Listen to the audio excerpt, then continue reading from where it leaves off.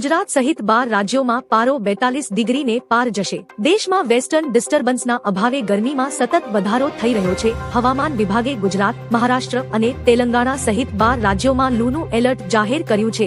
દિલ્હીમાં પારો 42 ડિગ્રી અને મધ્ય ભારતમાં 44 ડિગ્રી સુધી પહોંચવાની શક્યતા છે। માત્ર હિમાલયી વિસ્તારોમાં 16 થી 19 એપ્રિલ દરમિયાન હળવા વરસાદની આગાહી છે, જ્યારે મેદાની વિસ્તારોમાં અસહ્ય બફારો અને ગરમી લોકોને પરેશાન કરશે। ભારતના ખેડૂતો માટે ચિંતાજનક સમાચાર। ખરીફ વાવેતર પહેલા ભારત માટે ચિંતાજનક સમાચાર છે। ઈરાન સંઘર્ષને કારણે આંતરરાષ્ટ્રીય બજારમાં યુરિયાના ભાવ પ્રતિ ટન $1000ની નજીક પહોંચી ગયા છે। ઇન્ડિયન પોટાશ લિમિટેડના ટેન્ડરમાં $935 થી $1100ના ઊંચા ભાવ નોંધાયા છે। 15 લાખ ટન આયાત સામે 33 લાખ ટનની ઓફરો મળી છે। યુદ્ધને લીધે સપ્લાય ચેઇન ખોરવાતા ખેતી ખર્ચ વધવાની ભીતિ છે, જે ખેડૂતો માટે મુશ્કેલી સર્જી શકે છે। તેલ કંપનીઓ ડીઝલ પર લીટરે 35 અને પેટ્રોલ પર 18 રૂપિયાનું નુકસાન ભોગવી રહી છે। તેલ પંપ પર તેલના ભાવ સ્થિર દેખાઈ શકે છે, પરંતુ રાજ્ય સંચાલિત ઇંધણ કંપનીઓ ક્રૂડ ઓઇલના વધતા ખર્ચને કારણે ભારે તણાવમાં હોવાનું કહેવાય છે।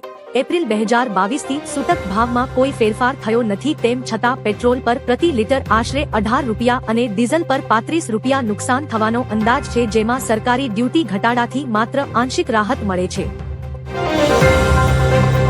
રાજકોટને મેટ્રો સિટી બનાવાશે, ભાજપે સંકલ્પ પત્ર જાહેર કર્યો। ભાજપે રાજકોટ મનપાની ચૂંટણી માટે પોતાનું સંકલ્પ પત્ર જાહેર કર્યું છે, જેમાં રાજકોટને મેટ્રો સિટી તરીકે વિકસાવવાનું વચન અપાયું છે।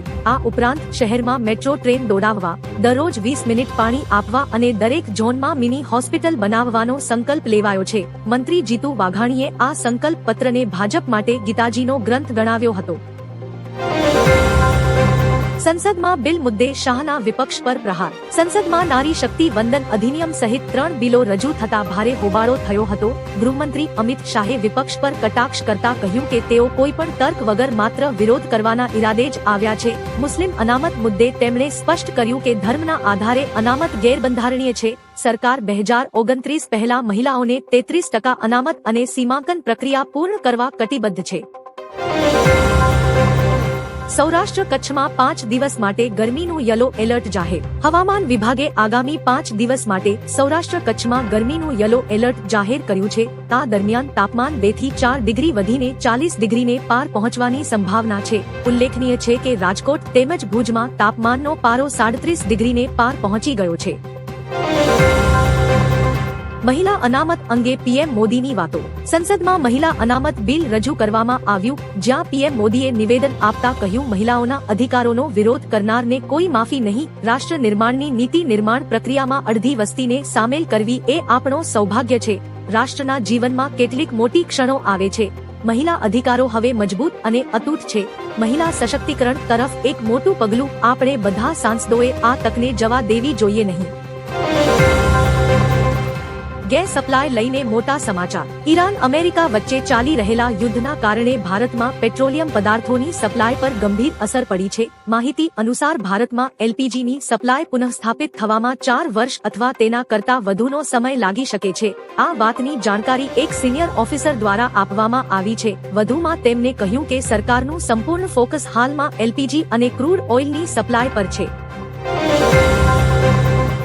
બંધારણીય સુધારા બિલમાં એનડીએ પ્રથમ તબક્કો પાર કર્યો। બંધારણીય સુધારા બિલ 2026 પર એનડીએ પ્રથમ જીત નોંધાવી છે। લોકસભામાં પ્રસ્તાવ પર થયેલા મતદાનમાં બિલના પક્ષમાં 251 અને વિપક્ષમાં 185 મત પડ્યા હતા। સામાન્ય બહુમતી સાથે પ્રસ્તાવ પસાર થતા હવે ચર્ચાનો માર્ગ મોકળો થયો છે।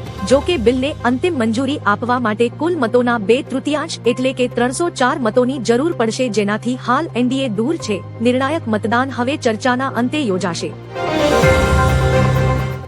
પ્રધાનમંત્રી મોદીનું લોકસભામાં નિવેદન। પીએમ મોદીએ સંસદમાં વિશેષ સત્રમાં નિવેદન આપ્યું હતું। તેમણે કહ્યું, આજે દેશ માટે એક મહત્વપૂર્ણ દિવસ છે। નારી શક્તિ બિલનું રાજકારણ કરવાની કોઈ જરૂર નથી। મહિલા અનામતથી બધાને ફાયદો થશે। મહિલાઓનો વિરોધ કરનારાઓનો પરાજય થયો છે। મહિલા અનામત બિલનો વિરોધ કરનારાઓને આખરે પરિણામ ભોગવવા પડશે। મહિલા શક્તિએ હંમેશા દેશની શાન વધારી છે। નકલી ઘી બનાવતી ફેક્ટરી ઝડપાઈ. સુરતના સચિન વિસ્તારમાંથી નકલી ઘી બનાવતી એક ફેક્ટરી ઝડપાઈ છે. સુરત એસઓજી પોલીસે દરોડો પાડી બ્રાન્ડેડ કંપનીઓના નામે વેચતા નકલી ઘીનો પર્દાફાશ કર્યો છે. દરોડા દરમિયાન અંદાજે 2000 કિલો નકલી ઘીનો તૈયાર જથ્થો મળી આવ્યો હતો. આ ઉપરાંત નકલી ઘી બનાવવા માટે વપરાતું 1700 કિલો જેટલું રો મટીરીયલ પણ જપ્ત કરવામાં આવ્યું છે. હાલમાં તમામ જથ્થો લેબોરેટરીમાં પરીક્ષણ માટે મોકલવામાં આવ્યો છે. ભારત માટે સારા સમાચાર. અમેરિકાને તમાચો. અમેરિકી પ્રતિબંધો વચ્ચે રશિયાએ ભારતને ગમે તેટલા જથ્થામાં કાચું તેલ અને એલપીજી આપવાની ખાતરી આપી છે. રશિયન રાજદૂતે પશ્ચિમી દેશોને અવિશ્વસનીય ગણાવી ભારત સાથેના સંબંધો મજબૂત કરવા પર ભાર મૂક્યો છે. સંરક્ષણ ક્ષેત્રે S-400 સિસ્ટમ અને Su-57 વિમાનો પર સહયોગ વધશે. બંને દેશો 95% વેપાર રાષ્ટ્રીય ચલણમાં કરી રહ્યા છે અને 2026માં $100 અબજ વેપારનું લક્ષ્ય નિર્ધારિત કર્યું છે. સંસદના વિશેષ સત્રમાં 3 બિલ રજૂ થયા. હાલમાં સંસદમાં 3 દિવસીય વિશેષ સત્ર બોલાવવામાં આવ્યું છે, જેના પહેલા દિવસે 3 બિલ રજૂ કરવામાં આવ્યા હતા. બંધારણીય સુધારો બિલ 2026. આ બિલ લોકસભા બેઠકોની સંખ્યા 543 થી વધારીને 850 કરશે. સીમાંકન બિલ 2011ની વસ્તી ગણતરીના આધારે નવા સીમાંકિત મત વિસ્તાર કેન્દ્રશાસિત પ્રદેશો કાયદા બિલ વિધાનસભાઓ ધરાવતા કેન્દ્રશાસિત પ્રદેશોમાં મહિલા અનામતની જોગવાઈ. આ બધા બિલ લોકસભામાં મહિલા અનામત લાગુ કરશે. પાકિસ્તાનમાં ભારતનો મોટો દુશ્મન ઢેર. પાકિસ્તાનમાં ભારતના વધુ એક દુશ્મન પર અજ્ઞાત હુમલાખોરોએ ગોળીબાર કર્યો છે. લશ્કર-એ તૈબાના સ્થાપક સભ્ય અને હાફિઝ સઈદના ખાસ ગણાતા અમીર હમઝા પર એક ન્યૂઝ ચેનલની બહાર ગોળીઓની વર્ષા કરવામાં આવી હતી. ગંભીર રીતે ઘવાયેલા હમઝાને હાલ આઈસીયુમાં દાખલ કરાયો છે, જ્યાં તેની સ્થિતિ અત્યંત નાજુક છે. આતંકીઓ પર થઈ રહેલા અજ્ઞાત હુમલાઓને કારણે ડરનો માહોલ છે. અમેરિકાનો ભારતને મોટો ઝટકો. અમેરિકાએ ભારતને ઈરાન રશિયા પાસેથી તેલ ખરીદવા માટે છૂટ આપી હતી, જે હવે સમાપ્ત થઈ ગઈ છે. રશિયા ઈરાન પાસેથી તેલની આયાત બંધ થવાથી ભારતે હવે અન્ય ગલ્ફ દેશો અથવા યુએસ સ્થાનિક બજાર પર તેની નિર્ભરતા વધારવી પડશે, જે મોંઘું સાબિત થઈ શકે છે. યુએસ ટ્રેઝરી સેક્રેટરી સ્કોટ બેસેન્ટે જણાવ્યું છે કે તેઓ રશિયા અને ઈરાન પાસેથી તેલ ખરીદવા માટે આપવામાં આવેલી છૂટને હવે લંબાવશે નહીં. 700 બેઠકો પર ભાજપનો કેસરીઓ લહેરાયો. સ્થાનિક સ્વરાજ્યની ચૂંટણી 2026માં ફોન ખેંચવાના અંતિમ દિવસે ભાજપ પ્રદેશ પ્રમુખ જગદીશ વિશ્વકર્માએ મોટો દાવો કર્યો છે. તેમણે જણાવ્યું કે રાજ્યભરમાં નગરપાલિકા અને પંચાયતોની આશરે 700 બેઠકો પર ભાજપના ઉમેદવારો બિનહરીફ વિજેતા થયા છે. ચૂંટણી જંગ શરૂ થાય તે પહેલા જ આટલી મોટી સંખ્યામાં બેઠકો જીતવી એ ભાજપની વ્યૂહાત્મક સફળતા મનાય છે. આ દાવાએ વિપક્ષોમાં ખળભળાટ મચાવ્યો છે. ચીન ભારતનું સૌથી મોટો વેપાર ભાગીદાર બન્યું. નાણાકીય વર્ષ 2025-26માં ચીન ફરી ભારતનું સૌથી મોટું વેપાર ભાગીદાર બન્યું છે. બંને દેશો વચ્ચે દ્વિપક્ષીય વેપાર $151 અબજ સુધી પહોંચ્યો છે. જો કે ચીન સાથે ભારતની વેપાર ખાધ વધીને $112 અબજ થઈ છે. પાછલા 4 વર્ષથી અમેરિકા પ્રથમ ક્રમે હતું, જે હવે બીજા સ્થાને સરક્યું છે. ચીનમાંથી આયાત 16% વધીને $131 અબજ નોંધાઈ છે, જે આર્થિક રીતે ચિંતાજનક પાસું છે. મમતાએ કહ્યું, મારું વાહન ચેક કરો છો તો પીએમનું કેમ નહીં. પશ્ચિમ બંગાળમાં ચૂંટણીના ગરમાવા વચ્ચે મુખ્યમંત્રી મમતા બેનર્જીએ ચૂંટણી પંચ અને ભાજપ પર આકરા પ્રહારો કર્યા છે. ઇસ્લામપુરમાં તેમણે સવાલ કર્યો કે દમણ એરપોર્ટ પર મારી ગાડી તપાસવામાં આવે છે તો વડાપ્રધાનની કેમ નહીં. તેમણે આક્ષેપ કર્યો કે ભાજપ કેન્દ્રીય એજન્સીઓ દ્વારા ટીએમસી નેતાઓને ડરાવી રહી છે. મતદાન પહેલા બંગાળનું રાજકારણ એજન્સીઓના દુરુપયોગના આક્ષેપોથી ગરમાયું છે. સમાજવાદી પાર્ટીએ તેની બધી બેઠકો મુસ્લિમોને આપવી જોઈએ, અમને શું વાંધો. અખિલેશની માંગથી અમિત શાહ થયા ગુસ્સે. લોકસભામાં મહિલા અનામત સુધારા બિલ પર ગૃહમંત્રી અમિત શાહ અને સમાજવાદી પાર્ટીના સાંસદ અખિલેશ યાદવ વચ્ચે ઉગ્ર બોલાચાલી થઈ. અમિત શાહે સમાજવાદી પાર્ટીની મુસ્લિમ મહિલાઓ માટે અનામતની માંગનો જવાબ આપ્યો. તેમણે કહ્યું, ધર્મના આધારે અનામત ગેરબંધારણીય છે. સમાજવાદી પાર્ટીએ તેની બધી ટિકિટ મુસ્લિમ મહિલાઓને આપવી જોઈએ, અમને કોઈ વાંધો નથી. સંસદમાં પ્રધાનમંત્રી મોદીના વિપક્ષ પર આકરા પ્રહાર. કહ્યું, વિપક્ષ ટેકનિકલ બહાના શોધી રહ્યું છે. વડાપ્રધાન નરેન્દ્ર મોદીએ ગુરુવારે વિપક્ષ પર મહિલા અનામત બિલને આકરા પ્રહાર કર્યા છે. તેમણે કહ્યું કે તેમની પાસે મહિલાઓ માટે 33% અનામતનો વિરોધ કરવાની હિંમત નથી, તેથી તેઓ ટેકનિકલ બહાના બનાવી રહ્યા છે. તેમણે ઉમેર્યું હતું કે આ મુદ્દો લગભગ 3 દાયકાથી કોઈ પ્રગતિ વિના અટકી ગયો છે.